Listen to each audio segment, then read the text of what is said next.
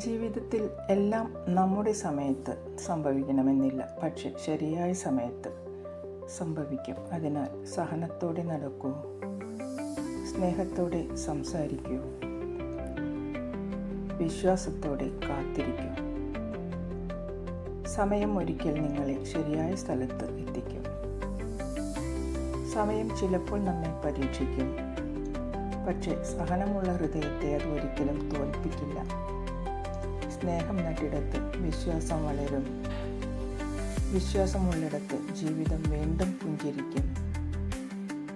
ജീവിതയാത്രയിൽ ചെറിയവരെന്നോ വലിയവരെന്നോ നോക്കാതെ എല്ലാവർക്കും ബഹുമാനം നൽകൂ, സന്തുഷ്ടരാക്കൂ.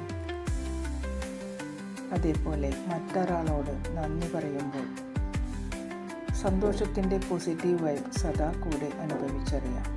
എല്ലാവർക്കും ശുഭരാത്രി.